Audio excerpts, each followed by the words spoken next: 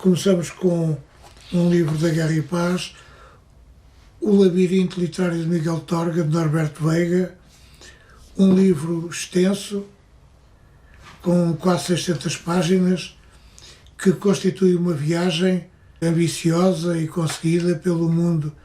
prodigioso da obra de Miguel Torga, explorando todas as dimensões e recantos, livro por livro, um livro que vale a pena ter e ler para conhecer melhor a obra de Torga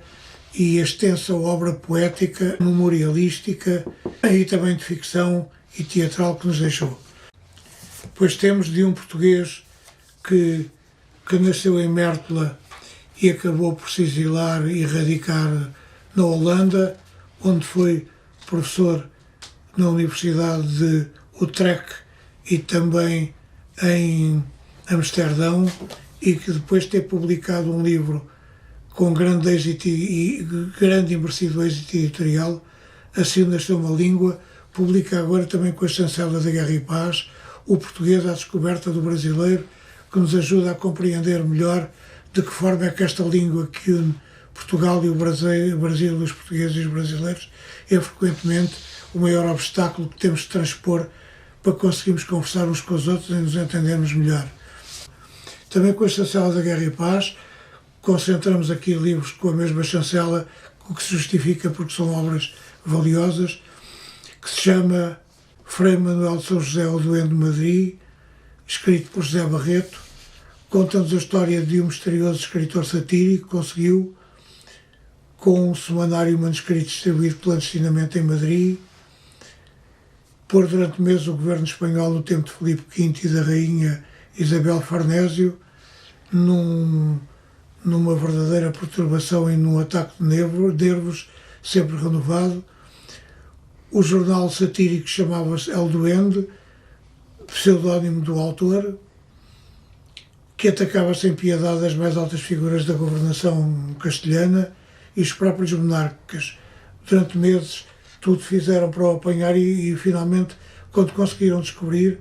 constataram com surpresa que se tratava de um religioso, de um carmelita português, de seu nome Frei Manuel de São José. O frade, que em jovem tinha sido soldado e estado preso na Bastilha, era também espião do rei português, Dom João V, cuja filha, a princesa Bárbara de Bragança, seria daí a poucos anos rainha consorte de Espanha, sucedendo a, como se diz aqui no livro, a intratável Farnésio, Isabel Farnésio. Um livro que vale a pena ter e ler e que, se houvesse condições adequadas de produção, daria um belo filme de época marcado no tempo e na memória dos séculos. Destaco para 2 livros das edições 70, em quase formato de bolso, 2 temas apelativos e envolventes: a história intelectual do liberalismo em 10 lições, de Pierre Manin, e depois um tema também muito presente e muito vivo no nosso conhecimento da realidade nacional e internacional, Populismo e Democracia, escrito por um conjunto de autores, 2 livros fundamentais que vale a pena ter e ler, sobretudo este Populismo e Democracia, que tem muito a ver com a realidade que hoje nos envolve e cerca e constantemente nos desafia. Com a chancela das edições Sílabo, um livro atual e apelativo que nos convoca para a reflexão e para a leitura, o grande livro sobre a violência sexual, Compreensão, Prevenção, Avaliação e Intervenção, de Alexandra Enciens e Ruth Agulhas, responsáveis pela coordenação, um livro sobre um tema presente e que transcende a nossa vida cotidiana, embora tenha raízes profundas na nossa vida cotidiana. Depois, escrito por uma grande e consagrada biógrafa de Charles Darwin,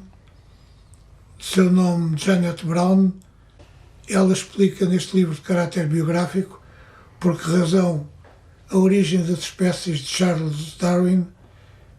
pode e deve ser considerado o maior livro de ciência alguma vez publicado. A autora descreve a gênese das teorias de Darwin, explica a recepção inicial destas e analisa as razões por que permanecem e ainda hoje tão controversas. O livro constitui um relato apaixonante e fundamentado da obra que alterou para sempre o nosso conhecimento do que é ser humano, do que é a natureza e do modo como o ser humano e os animais evoluíram neste continente que é o nosso, com a chancela da Gradiva a não perder. Por último, um livro de temas e debates Círculo de Leitores, com uma forte relação com a realidade cotidiana que é a nossa, que nós vivemos e partilhamos, de Clarice Avélis, Privacidade e Poder, por que razão e como devemos recuperar o controle dos nossos dados numa altura em que o ciberterrorismo tanto nos incomoda e põe em causa a sustentabilidade e a clareza de funcionamento de grandes empresas, para ler e não perder.